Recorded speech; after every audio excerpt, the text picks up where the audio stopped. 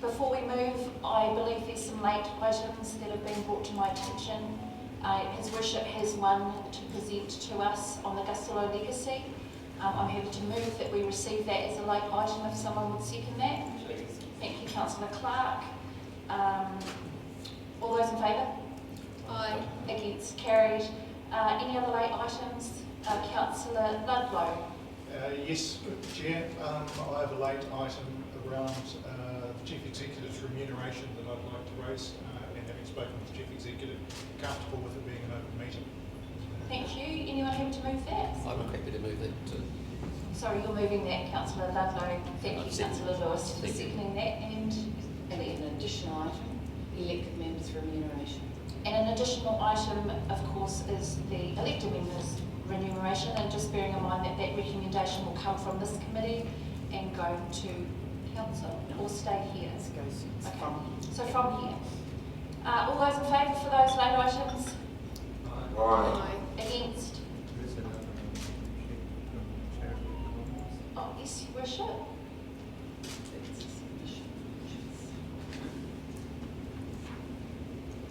Oh, so this is part of the report, which is the Chamber of Commerce late item submission that's been uploaded to board books, and we should all have read, I'm assuming. Thank you, Worship. Cool, so no apologies. I can see the table's full, so that's great. We'll move on to the interest register, and anyone who has any changes in that register, if you send them through as per usual to our amazing administration, beautiful wahine tour down the back there. And we'll move to item number 4, which is the minutes of the Committee of Council meeting on the 25th, or from the 25th of May. Anyone happy to move those minutes? Thank you, Councillor Soper. Anyone happy? Thank you, Councillor Cracker. Moved and seconded. Any discussion, questions around those minutes? Thank you. All those in favour? Aye. Against? Carried. Moving on to item number 5, your rates postponement policy, and I'm going to ask Rhiannon to speak to this report before we move to those who wish to speak to us in relation to their submission.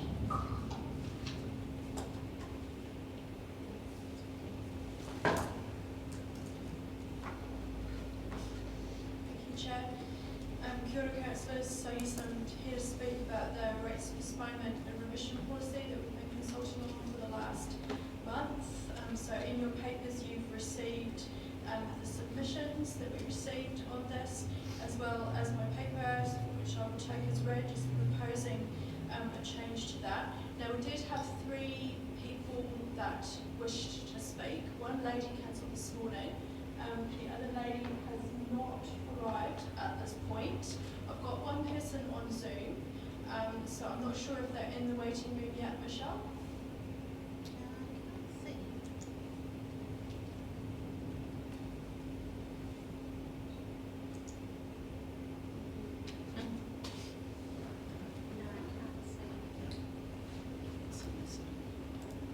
If I can take patience and just ring the person.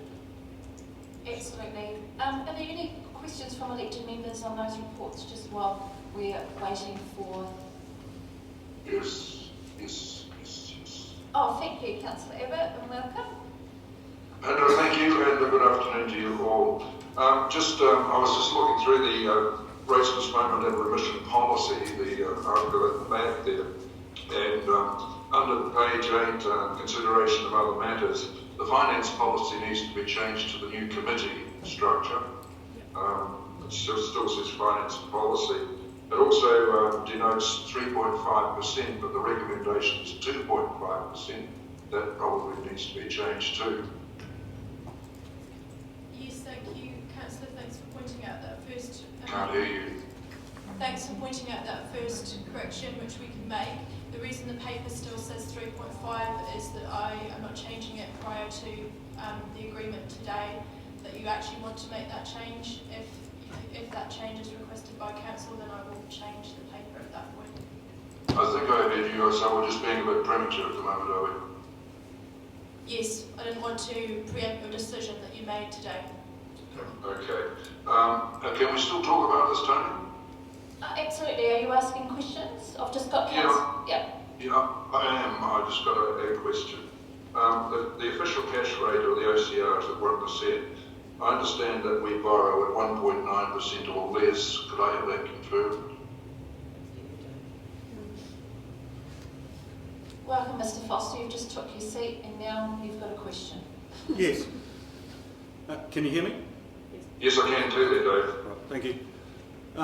Yeah, at the moment we're drawing down loans anywhere sort of from about 1%, but one of the things we do have in the mix of our debt portfolio, we've got some existing hedge positions in place which actually push our cost of debt up to around about 2.5 to 3. Right, so what a hedge position is effectively to try and keep our interest rates under control. There were what was called swaps put in place several years ago. They've still got a year or two before they roll out, which means even though we're borrowing at about 1%, our net total cost of debt is still, as I say, between 2.5 and 3. Okay, that blows my next point probably out the window. I was going to think that perhaps we could have gone back to 2% and shown some fiscal compassion, but we can't obviously if those hedges are as what you say. Councillor Arnold. Yes, Reverend, just a quick question. Can I get that confirmed? Oh, sorry. Is that a fair appraisal, Dave? I think if council is of a mind to reduce the interest rate, yes, you could a bit, but you haven't got full scope in terms of that. I think there's been a recommended approach. What was it, Rhiannon? 2.5? 2.5, yeah. Yeah. Okay, so with the swaps and the hedges in place, that would be a fair interest rate, I think. Yes. Okay, thanks. Right, yeah, just a quick question, Rhiannon. I noticed in the remission policy it refers to ratepayers. Does that apply to commercial ratepayers as well, who also might be finding extreme difficulty for some reason or other than the pandemic? Also because, you do get business owners who are also ratepayers owning their own properties. You get people work from home and all sorts of things, but they actually run business from home or have commercial property accounts. Does these same rules apply to theirs? Yes, this policy applies to all ratepayers, but the rates postponement policy applies for anybody experiencing financial hardship, but only as a result of epidemic or natural disaster, not just as a result of other issues that would be covered by the other parts of the rates postponement and remission policy, which were already in place. If I may, Madam Chair, a key reason for the distinction is ratepayer as a term that's defined in the Rating Act, and it's effectively a sort of legislative term. So, for instance, somebody who's leasing a property pays money to the landlord for outgoings, but the landlord remains the ratepayer. Right? So therefore the tenant can't apply because the tenant isn't the ratepayer, but the landlord could apply. And one of the reasons for going down the track of this policy was to open it up, because our other postponement policies only related to residential. Okay, no, that's exactly what I'm actually there. Yeah. Thank you. Any further questions, councillors? Mr. Foster, I have one for you, if I may. There's been a few emails to elected members in relation to their rates being completely wiped instead of the rates postponement. Is there any reason that the council wouldn't consider that under financial hardship, and if so, or if not, why not? Councils have traditionally had policies for extreme financial hardship. They're typically only related to residentials. And one of the things we found that the hurdles for extreme financial hardship is always set very high. Because one of the questions you've got to ask in the mix of it is why should the other ratepayers be paying the rates for that particular property? And in my 30 odd years in local government, I think I've come across one extreme financial hardship claim that went in, Our policy is pretty much in keeping with what other people are doing in similar circumstances, like banks. Right? So banks are giving mortgage holidays, but they're not writing mortgages off. And the key reason for that really is that the hardship is hopefully temporary. And the person, obviously for rates, is a property owner. And in regards to being a property owner, rates stands at the front of all debt for a property. So therefore, while they remain in hardship, we could continue to postpone under our policies. Then it would have become an issue, so we would therefore get our money back at the time that the property sells. So the big question is, why would the ratepayer take a permanent loss for a short-term, hopefully, even a medium-term financial hardship when the asset is still sitting in existence? I just want to ask if we have the submitter in the waiting room. We're just trying to find.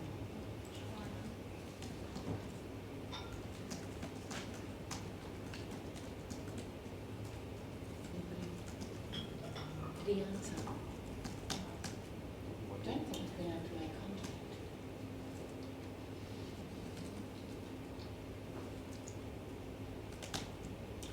Unfortunately, we haven't been able to make contact. Sorry.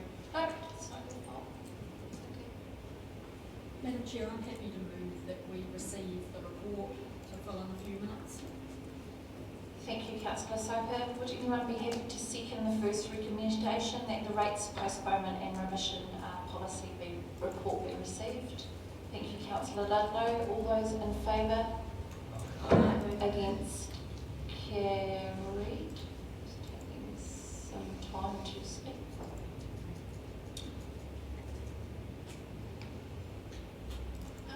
Chair, do you want to wait a few minutes to see if the submitter joins on Zoom? He was not able to be here, but he did want to speak. But I have Sure, tried what I to might do then is adjourn the meeting for a couple of minutes. I have one matter. Oh, great. We'll pass on to the Chief Executive, Councillor Arnold. Could I just quickly add my question to Dave Foster for Yeah. a second? I was just looking where it said, if you look at the financial assistance and support in the minutes there, and it's got your 1.1, your 1.2, 1.3, and the list of all the areas that you can postpone, it doesn't actually mention commercial there, a commercial property owner. No, because it's all ratepayers.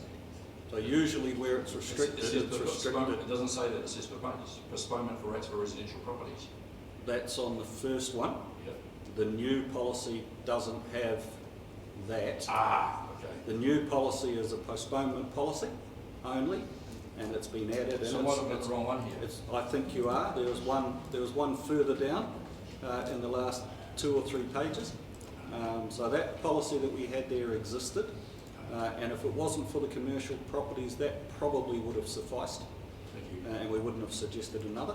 But because it closed the door, obviously, to a lot of ratepayers who could be struggling through this, we decided to open it up, and that's why we changed it to all ratepayers. Okay, fantastic. I'm just going to find it, that's all. Jump back through again.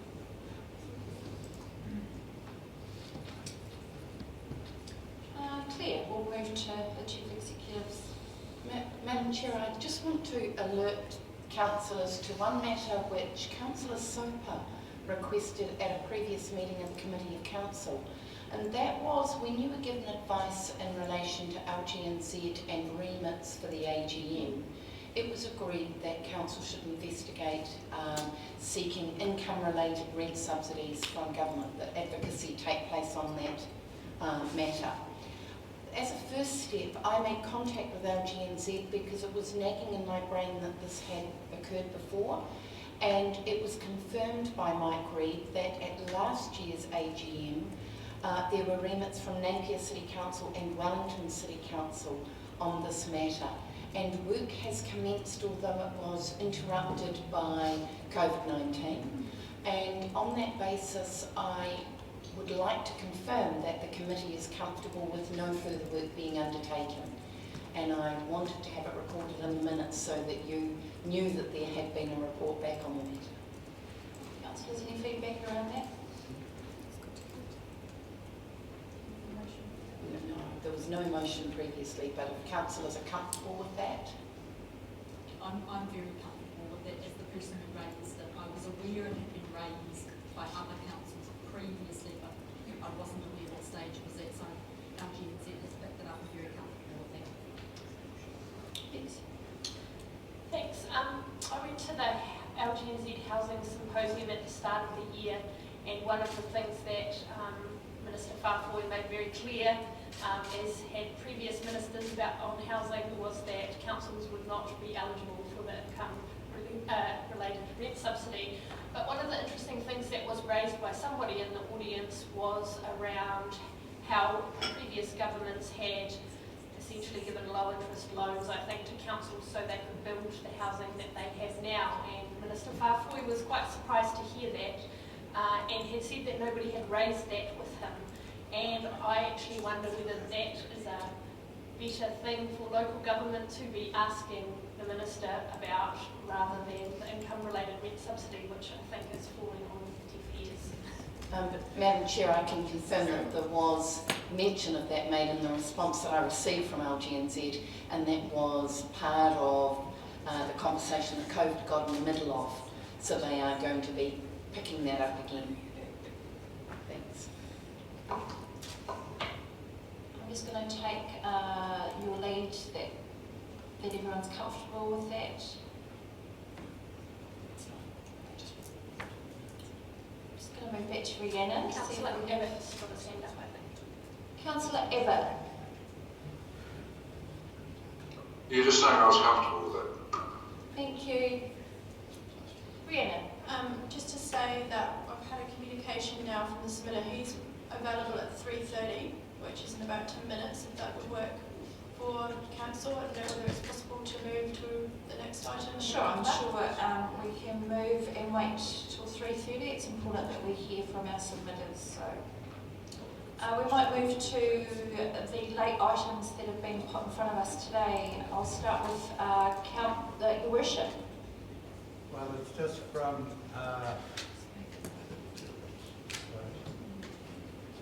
Like an item. this was just on the issue of rates postponement and remission policy from the Chamber of Commerce.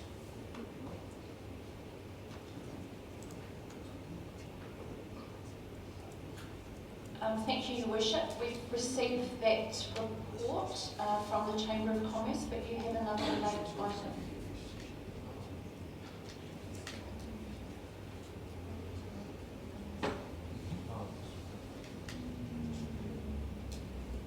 We've also got the petition from the Otutara residents, and probably Councillor Clark would be best, most informed on that issue. Standing orders. Unfortunately, standing orders preventing Mr. Clyde from speaking to the submission. We can receive the submission and then we can move from there and then bring anything back as a result of the submission. But sadly, understanding orders, we can just receive that, Your Worship. Are you wanting to put that to the table? Move to be received, all in favour? Anyone? I'll second it. Thank you, Councillor Kew. All those in favour? Aye. Against? Carried. Thank you. Councillor Ludlow, you have a late item? Yes, I do. Thank you, Madam Chair. Public sector salaries have been the subject of some discussion across the country, certainly since COVID. And in having a discussion with our Chief Executive, I understand that they're in a position where they would like to make a contribution to the community by foregoing a portion of salary because they are council's employee. That would need to be a motion coming from council. So I would move that council thanks the Chief Executive for her offer to forego salary of $30,000 over 6 months and accepts that offer, and that council sets this saving of $30,000 aside for a contribution towards waiving of resource and building consent fees associated with the charity hospital. I'll second that, Madam Chair.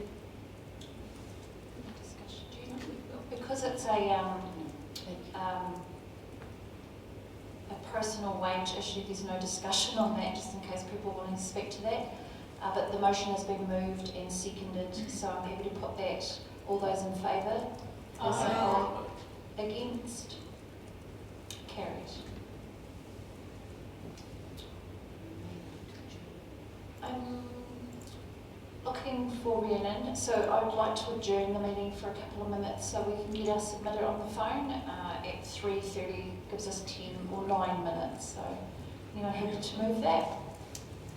Second. Thank you, Councillor Cricket. Thank you, Councillor Abbott. All those in favour? Aye. Against? Carried. So I'm just going to reconvene the meeting, and we have our submitter on the phone. Maitland Booth, I'm hoping that you can hear us. Yes, we've got a bit echoey, but I can still hear you. Yeah. Wonderful. Welcome to the meeting today, Maitland, and I'm going to hand it over to you. Thank you for calling through via Zoom.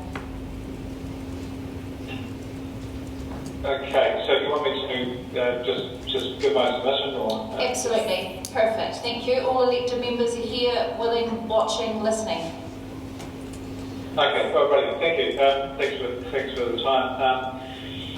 The reason I was wanting to speak was I just believe that the inner city revival, part of that whole philosophy really on the whole inner city revival is reliant on keeping businesses intact in the centre of town and taking a slightly longer term view on this situation whereby if we can incentivise the tenants to either remain in the buildings and or release to new businesses particularly that may not have been in town before to keep the inner city just keep it full up where possible, because there's obviously been a lot of empty shops and things and that, and with the redevelopments and that, which I mean which is fantastic with those happening, but it's really to try and keep the shops that are around on the surrounds, keep those full and keep the life into the shops. Now, I'm not saying that hasn't been considered, but it's just asking if it can be considered a little bit further, that there's some sort of rates incentive, for anyone that's coming in from out of town or from anyone that's prepared to redevelop the buildings and do things to the buildings to actually to rejuvenate them. I mean, we've spent quite a lot of money on rejuvenating 65 Tay Street for Smith City Outlet, but unfortunately they've gone to receivership, and we're working on a new possible operator to go in there, and which will involve probably giving them some free rent, and we were hoping that we could get some rents relief too, if possible. We're also working on 28 East Street, which just getting them cleaned up at the moment. We've got a possible tenant who is also talking 6 months free rent to get them in there. We're working on 55 D Street, which is beside the new hotel, which is just got some issues with the wall being fixed and that building. We're working through that. But again, if there was some sort of rates incentive, it would just greatly assist in making it more attractive to get some tenants into the buildings and keep them full. Again, it's really focusing on the inner city to keep the place vibrant. Any questions or? Thank you, Maitland. If you can hear, I'm just going to ask elected members if they have any questions of you. Councillor Abbott.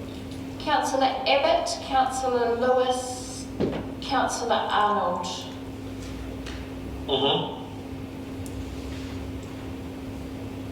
Do you have any questions? We do, sorry. Councillor Abbott, you're on mute. If you could unmute yourself, please. Yeah, hi mate, Lindsay Abbott on Zoom, and I am finding that it's a bit distorted as well. Do I understand that you've got 3 properties with potential tenants, and to gain that tenancies you would need to look at 6 months rent relief for all. That's what's been currently promoted at the moment.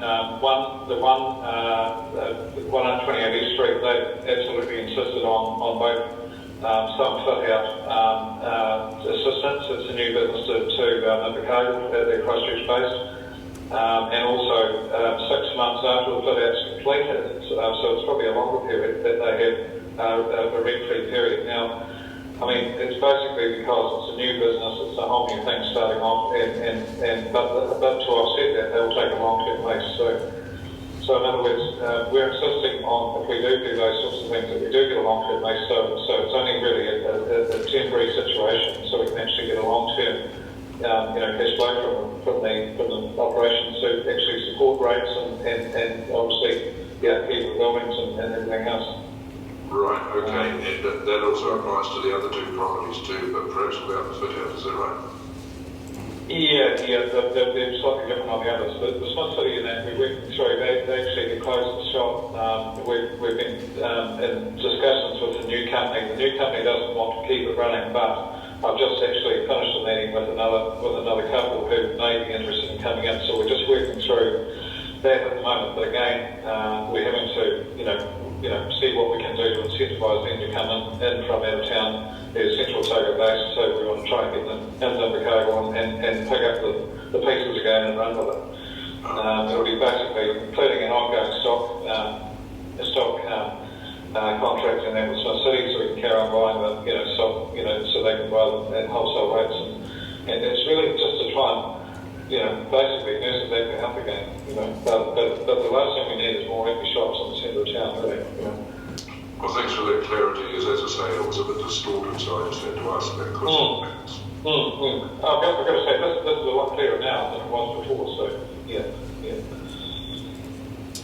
Councillor Lewis. Thank you, Councillor Bill. Mr. Booth, thank you for your presentation. I'm just a little bit confused. You apparently have offered them already a 6-month rent total free rent for 6 months. When did that time frame start, please? It starts after the fit-out's completed, which the fit-out will probably take the next 2 to 3 months. So it's effectively the same 9 months of nothing coming in. But we have opted to promote that to try and get them in there, get it happening. The rates would be of benefit if it could be up to 6 months something, but it's just whatever council can live with. Sure, so you've already sorry, Mr. Logan. So just reiterate, you've actually offered them rent-free already for up to 9 months. Well, to be honest, that's the only way that they would consider it. No, fair enough. That's the only way. And we tried to say, well, look, if they do the fit-out, in other words, sorry, if we did the fit-out, will they pay rent? They said no, they want the fit-out and the rent-free period. So, so it's sort of a double whammy, but we're on that foot. There's just not many tenants around at the moment, so we're just having to do those sorts of things. But again, looking at the bigger picture, it's just trying to breathe some life back into the centre of town. Sure, I understand, Mr. Smith, but just in my mind, I want clarification. So you wouldn't have had any income during that 9 months anyway? Not a cent, no. Thanks, Mr. Booth. So that's the dilemma. But I understand there's been rates sort of deferral being promoted, but that's where we wonder whether the council will consider just basically a write-off for that period and then it starts off again in 6 months' time, something. So 6 to 9 months time, whatever time frame you can live with. Thanks, Mr. Booth. Thank you, Mr. Booth. Councillor Arnold. Good day, mate. And, quick question. Are you aware that even under the existing rules that the council is able to receive applications for rates, postponements, etc. for commercial properties? Were you aware of that? Well, I've only been learning. And have you approached council? council? Fully, we've only been sort of learning a little bit about it through because we've worked with Shannon Baxter, who's been very good on the historic buildings and that, she had mentioned that there may be some sort of rates, I don't know, what's the word, abatement or deferral, whatever. But I mean, look, if there's anything else you can put forward, I'm gladly, reapply for it. Well, this is what this is being discussed today, and that was mentioned before that that's available there for discussion. So I'd recommend that you approach the council. Okay. Well, is it possible for someone to email that forms or something, or we can apply, whoever we're going to apply through, or whatever we do, we'll definitely do that. At the office, I think, I'm here today. Thank you, mate. And Councillor Clark. Yeah, mate, Malcolm Clark. Just a couple of things. The issue of doing fit-outs and offering rent-free periods is not necessarily a COVID issue, is it? This occurred before COVID came around, and I guess most councillors around this table will be aware that some landlords have been enticing people in that way. So that's the first issue. And the second issue is it reasonable when you talk about a long-term security of a long-term lease, which is the way you offset that short-term pain, I guess, is that you would factor into that long-term lease some sort of recovery of what you've lost on that first 6 months. So what you're in effect doing for new tenants is you're giving them a bit of a breathing space to get in and get their business up and running, but you actually are recovering part of what you lost in the first 6 months and in the latter part of the lease, which could be several years down the track. And if that's the case, then that sort of suggests that's what council is attempting to do with the postponement policy, is to say, yep, we'll let it be put aside for a year and we'll recover it in the following 4 years, potentially 4 years. So I'd like your views on that.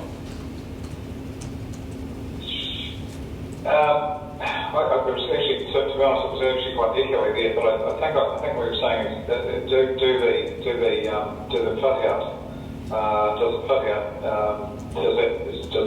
Does that allow for a long-term lease? Is that what you were saying? It was just echoing so much. Sorry. I'll go back and do it a bit slower for you. What I was suggesting to you that quite a few landlords around town pre-COVID were agreeing to fit out and agreeing to 6 months rent freeze or no rent for the first 6 months as a way of enticing people into their property. So this is not something that's just come about with COVID. It's been part of. No, this was post. No, this particular one was post COVID actually, they basically said if we don't agree with that, they'll go to the Dunedin or somewhere else. So that's that's the reality of it. No, it was post. I mean, hey, even Smith City in that day that at least they were trading well before. We understood they were trading well before COVID. These issues have largely arisen after COVID. So and basically we're in a whole new world now. And as far as trying to get to keep things moving forward, and again on the bigger picture is what we're trying to do. This is what they're wanting to actually, because the turnovers are obviously reduced dramatically, and they're having to do things to offset costs and things like that. So this was definitely post COVID, and I can give you a copy of the lease if you want. That makes a big difference, but I mean that could go into any implication, I guess. But I think to recap, I think that the suggestion or my submission would be that I think there's an opportunity to rejuvenate the centre of town, both by the redevelopment, but also by enjoying owners that will actually, put in a lot of time and effort into trying to, put things back together again and to maybe incentivise them by doing that. Maybe it's I think there are some pain incentives and things like that, which are good, but we just wondered whether there could be some rates incentive, just to again, to fill those gaps and Thank you, Mr. Booth. I just wonder if it's helpful to you, before you came along this afternoon, the question was asked of our finance director. We had a lot of people asking if council could wipe rates. So I hear you saying that the incentives need to be considered, and there are some good incentives for painting buildings, etc. And I also hear that you're saying the postponement policy is a good thing, but what you're asking for really is for rates relief. And I wonder if it's helpful that our Director of Finance answer the question for you here again, because it has been asked, elected members have asked why we can't give a rates relief. And I'm sure that if we give rates relief to one, we have to give rates relief to all, including residential and not just commercial. So I'm wondering if it's helpful, Dave, if you could just elaborate a little on that for Mr. Booth. Yeah, I think Mr. Booth's requesting something slightly different though, because he actually is talking about the circumstances. And on the paper that you've got in front of you, our remissions and postponement policy does actually include provision for rates relief for economic development purposes. Right, so that's actually already there, and an application could be made for that.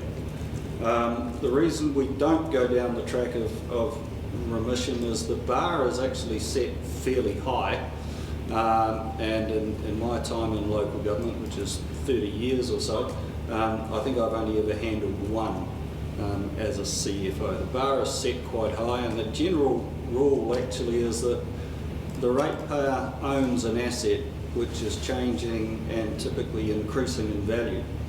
And so why would the other ratepayers pay their rates while their wealth is continuing to grow, even though their income is not coming in?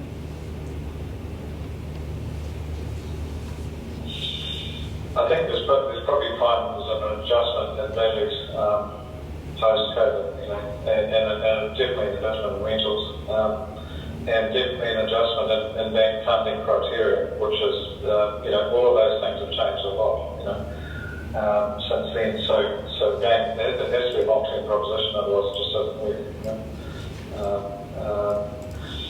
But I guess I suppose maybe something else to consider. It can't be rates relief. What else could be offered as far as something else to try and, you know, I mean, if rates are deferred, that's one thing, but is there something else to be on, you know, on consent fees or something else, just something to try and help keep things moving forward, and keep something positive happening. I mean, the last thing we want is to, you know, so people stop painting and maintaining their buildings and, you know, those sorts of things, and the centre of town becomes run down again, you know, because of just the current economy. But not to say it won't come right again, but it's just currently just at the moment. So I mean, even by the end of the year, I mean, I'm sure things will be looking hopefully better. There'll be a few businesses weeded out, but you know, hopefully the majority are getting on with it and getting things moving forward again.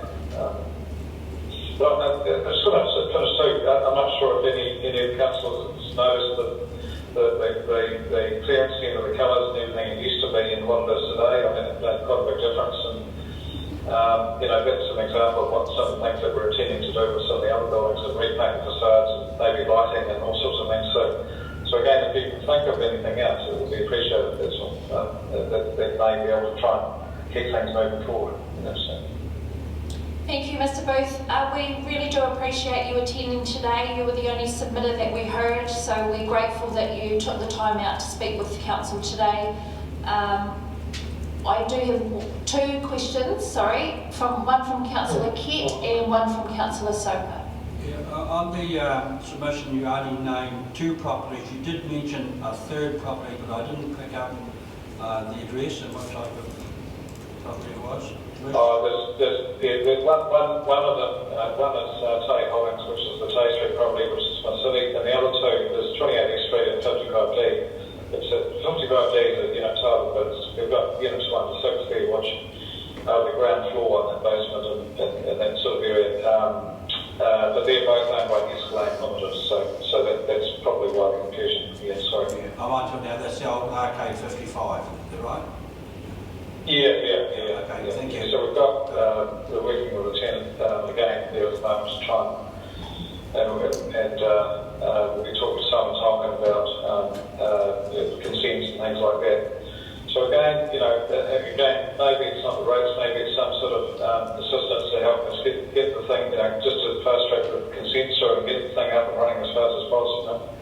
But we were held up because of the wall issue, which you know that we've got an agreement with ALT to mitigate that. So that's being done. We've already done stage 1, the front corner, and now the rest of the wall's all being completed. So that'll tidy that up. So then we can start to move forward on trying to get that leased again too. So yeah. Thank you very much. Again, you see the buildings have been very run down and very sort of forlorn and neglected, and that's why we want to get on that one, eventually repaint the facades and bring out all the features and bring out all the historic features and make it, attractive rather than being an absolute eyesore, which it currently probably is. But, so it's really trying to breathe some life back into these things in the centre of town, and the centre of town is our focus, so yeah. Thank you very much. Councillor Soper. Thank you, Madam Chair. Don't want to dwell on it. I just wondered if it would be helpful, perhaps the Finance Manager referred to clause 1.5 of the policy, that's the remission of rates for economic development. I just thought it might be helpful for you perhaps to reread that, and maybe at some later point you want to make some further comments on that. Just a suggestion. I couldn't quite hear that, sorry. Is that something I need to answer? I was just suggesting that you might want to read 1.5 of the policy, the remission of rates for economic development, and perhaps at some later time give Council some thoughts on that part of the policy. Yeah, sorry, it's just real hard to hear, sorry, I couldn't quite, but yeah, maybe.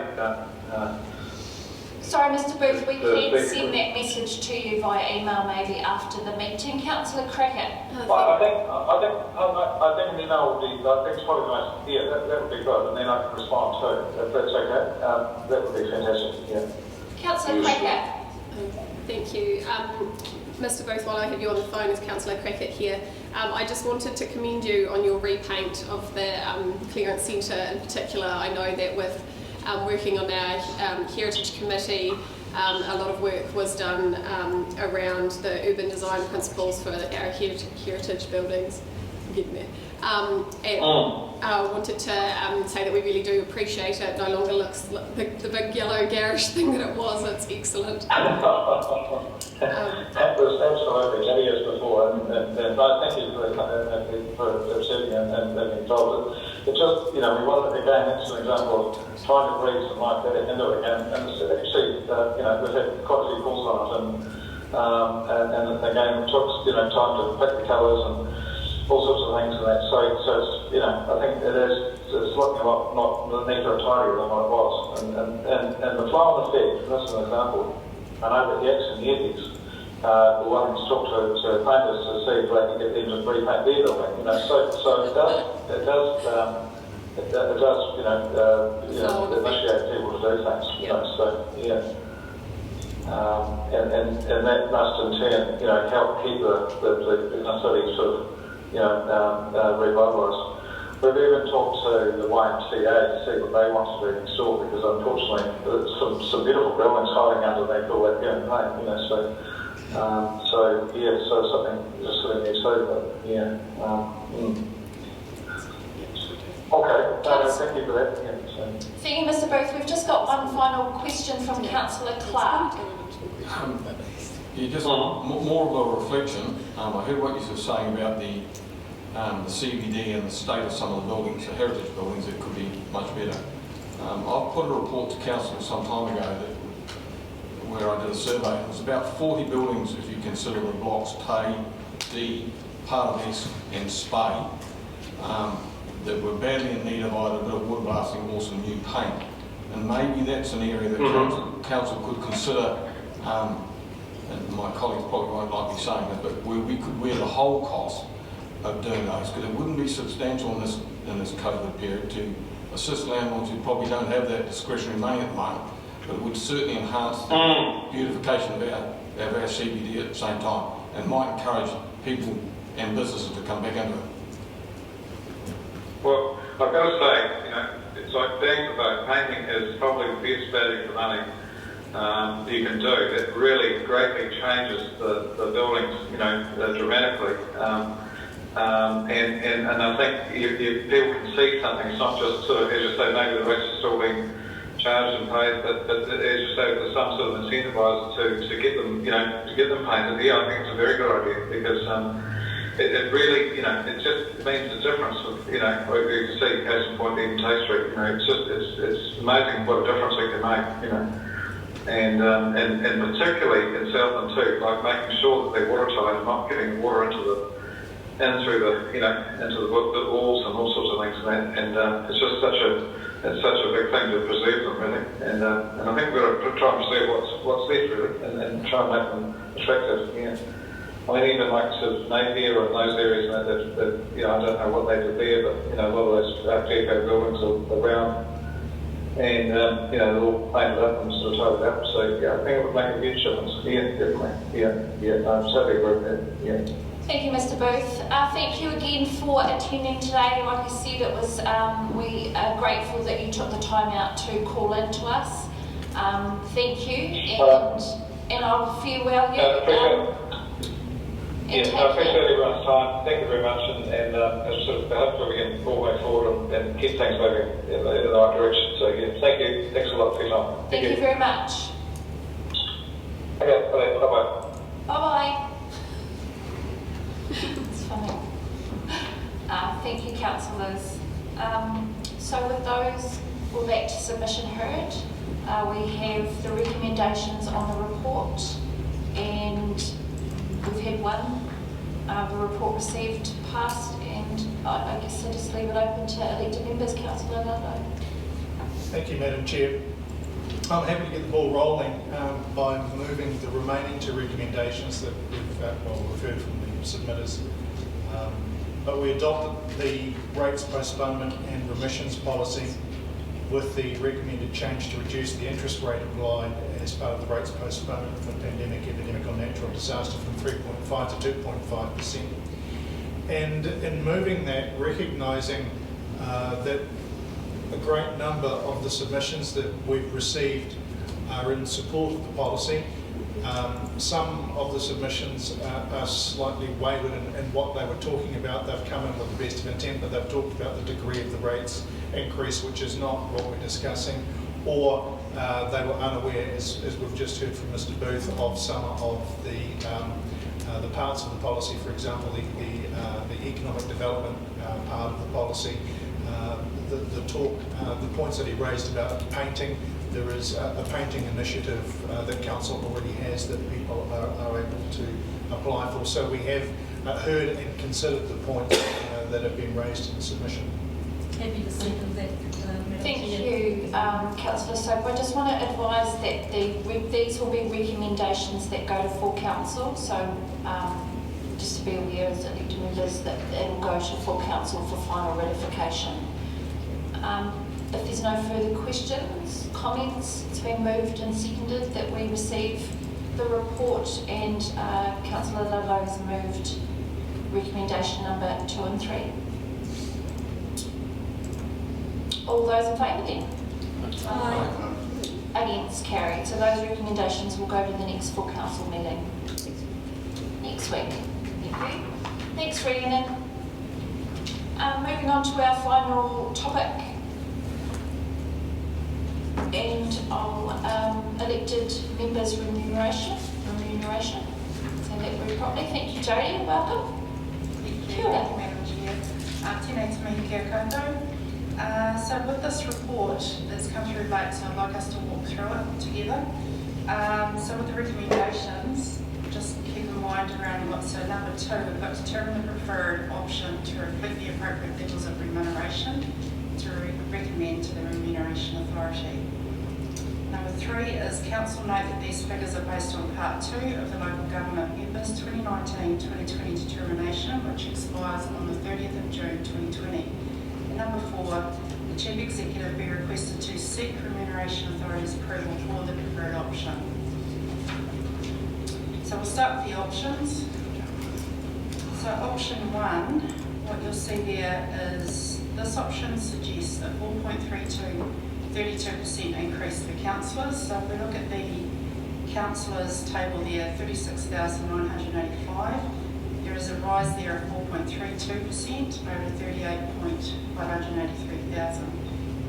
Then we go up to 10.30%, which is $42,557 for the deputy chair, and then up to 13.10% for the chair of $48,132. Just showing us that how it's worked out.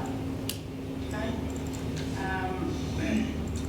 Option 2 is, again, we've got, it suggests a 6.32% increase for councillor's salary from their previous salary, 30th of October 2019 to 30th of June 2020.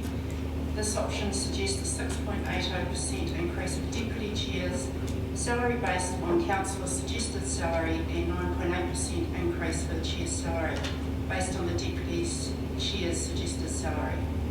The deputy mayor's salary remains the same across all options. Option 3.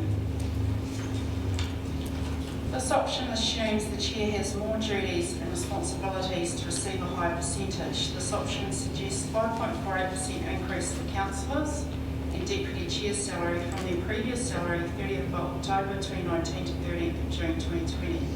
The option suggests 28.60% premium for the chair's salary. And again, you can see the options there. So I want to draw your attention to, on the final paragraph, so other matters to consider are the timing of the changes. Council resolved the changes on Thursday the 28th of May.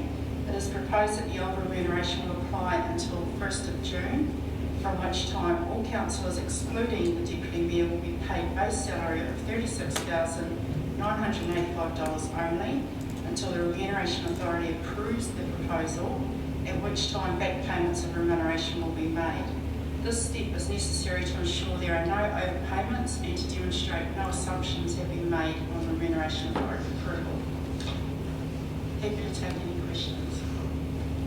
Madam Chair, can I just point out to councillors that, as I said to you last week, this was done fairly quickly. I can assure you that it has been checked by finance in terms of the figures.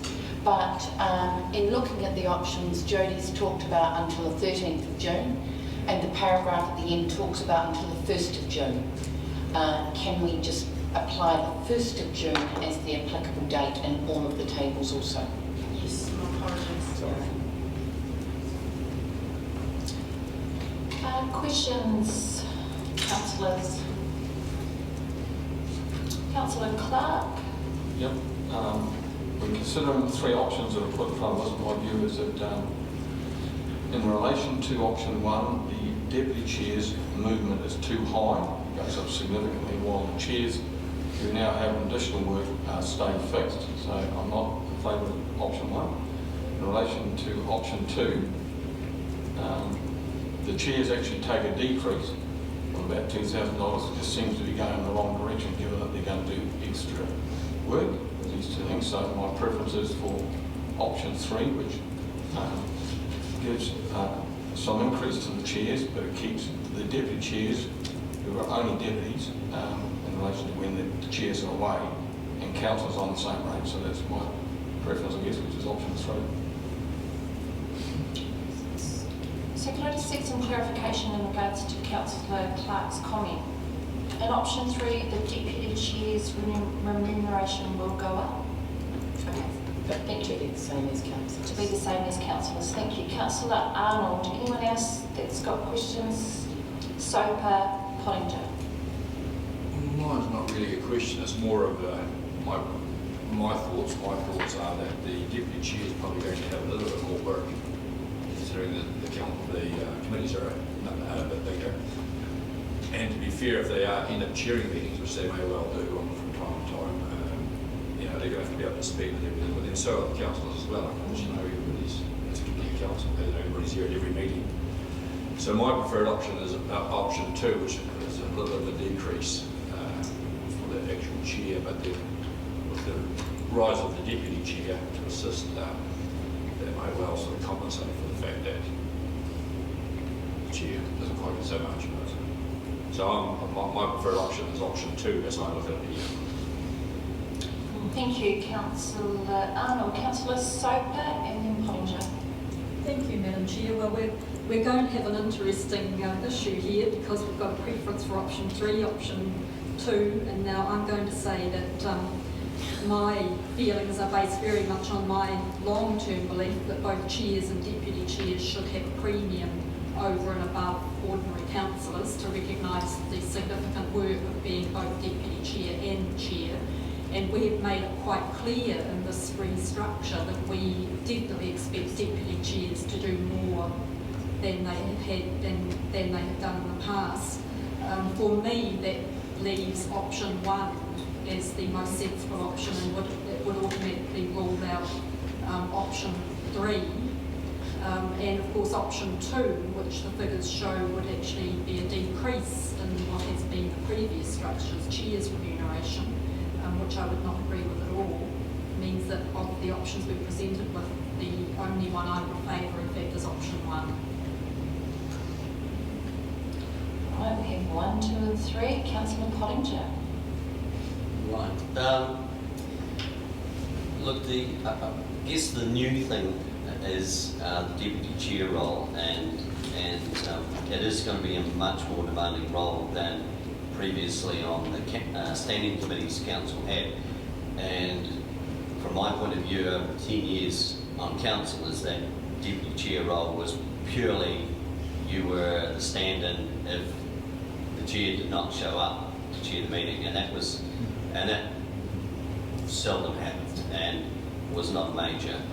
This new restructure would see the deputy chairs getting assigned by the chair certain roles. I mean, you only look at the portfolio that Darren has, and that you can easily, there's parts of there that can be assigned and brought back as a report by the deputy chair. The same with infrastructure under me.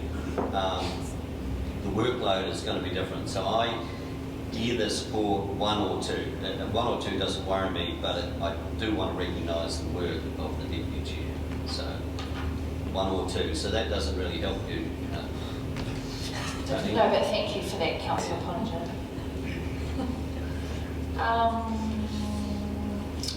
Any other questions? Councillor Cricket, were you giving me the...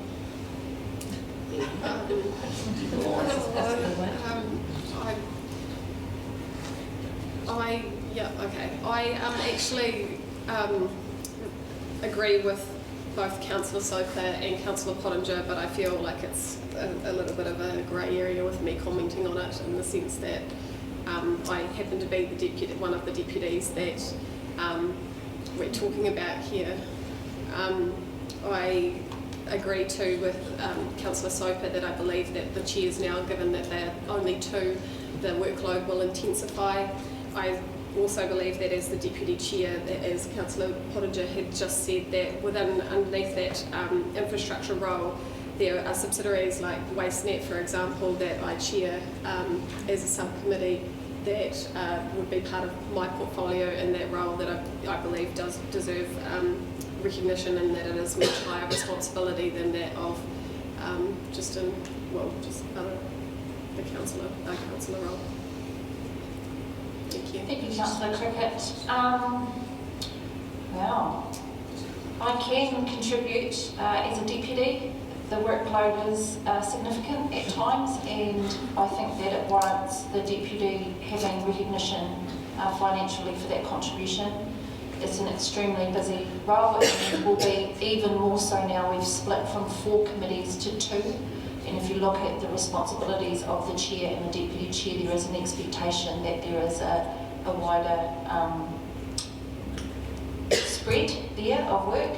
So I would be happy to move option number 1. And if there's a seconder for that, that may get the ball rolling. Thank you, Councillor Soper. And now we'll... Good question. Any questions and discussion? Yeah, will you just say people vote against option 1? Correct. We can Do you move have to- another vote again? Yes. Correct. Correct. Today? So, yeah. Yes. So we will not get a a Unless result the- until unless the we're motion's majority. lost. Yeah. Yeah. And then do it again. Correct. If it's lost, yeah. So I'm putting, Madam Chair, can I just clarify, you move in all core of the recommendations with number 2 amended to say determine the preferred option is option 1. Is that your intention? correct. I thought you said. Councillor Evatt. Yeah, I'm finding it a little bit difficult because there's some distorted audio there, but just want to lay my point of view. I'm uncomfortable talking about it, period, so I think I'll just abstain from any decision. Thanks. Thank you, Councillor Evatt. Councillor Pollinger. I mean, it's obviously awkward talking about your own salaries, but when you actually look at it, I mean, I just asked Councillor Ella, do we abstain? I mean, it involves us, but when you look at it across the board, option 2, for example, gives all councillors here pay rise. So, they have a pecuniary interest in voting, just like I have a pecuniary interest in voting. Everyone has a pecuniary interest in voting. So, yeah, it's just one of those things that, we just get on and vote and do it. Thank you, Councillor Pollinger. So I've got a motion that's been moved and seconded. I'll just get some clarity around that motion again, and that is for the option 1. If that obviously gets voted down, then we move to another option. I wonder if you might put the first 2 resolutions so that we don't lose So, 3. yeah. So if I go back to page 50. correct, Yep. thank you. Am I at page 50? Yes. And move 1 and 2 And 4. and 4, because that will need to be done, but only after 3 3 and years. 4.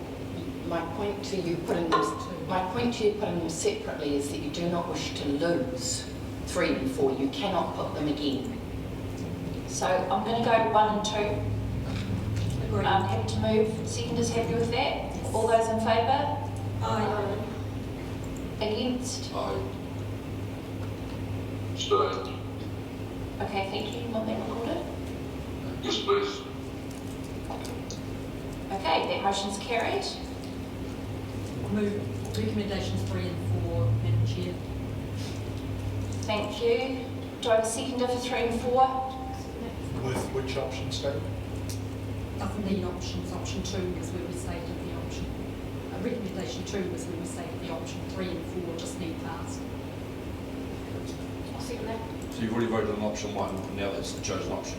Correct. And now we move it.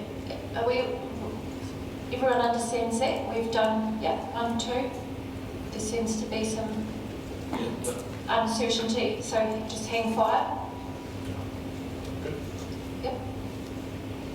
Sorry, I thought it was option 2. Is it option 1? Option 1. Option 1. Yep. So we've resolved option 1 in the recommendation number 2. Yes. And we've moved 1 and 2. We've now got a mover and a seconder for recommendation 3 and 4. Any discussion or questions around 3 and 4? All those in favour? Aye. Against? Abstain. Thank you, Councillor Evatt. Carried. Well done. Thank you. And Councillor Clark. Yeah, just to express my concern about that, because when we voted on 2, which was to determine the preferred option, it was my belief at the time that we weren't actually voting on 1, 2 or 3, but just that we wanted to determine it. And I would certainly not have been in support of that. Which is why I raised that when I did, so to seek the clarification, and I guess why it's important to determine that before we vote. That all went a bit fast, to be fair. Well, Madam Chair, can I just insert there that as the seconder of that motion, I specifically asked you if you were moving recommendation 2 with option 1 inserted in it. You said yes, the whole table heard that. Yes. we then agreed to only move recommendations 1 and 2 and leave 3 and 4 till after. So I don't think there was really any doubt that we had discussed option 1 being the preferred option at the time recommendation 2 was. There obviously was doubt, as councillor. Okay, councillors, what's happened is that we went through the process, that was clarified. Unfortunately, people either A, didn't keep up or didn't hear. It's really important that we consider it's been moved and it's been seconded, so there is the revocation process that we can overturn that decision. I'm quite happy with it, but the way it was read, the way it was talked, everybody was going to move all the other options in a block and then go back and do that one separately. That's the way I understood it. But you move 1 and 2 together. Correct. Yeah. And it was clarified by Councillor Soper, not once but twice. Councillor Clark didn't understand. I'm pretty sure Councillor Keating. No, I didn't understand, and that's why I didn't vote. I understood. Very messy indeed. Yes, Very messy. we all got it. Okay, I'm going to shut that down because I'm not sure that it's appropriate to discuss it in this forum. Why not? It's our pay salary. Actually, Councillor, as the chair of the committee, it was actually explained very well. It is not my fault that some elected members didn't understand that. It was not only said once, but it was said twice. The report is in front of you. The recommendations were went through individually, very slowly and very carefully. And sadly, 3 elected members now that have brought to my attention that they didn't understand. And I even paused before the final vote and asked if everybody understood, and you didn't say anything. So I'm sorry, I'm going to shut it down here. And that is the end of today's meeting. Thank you very much. And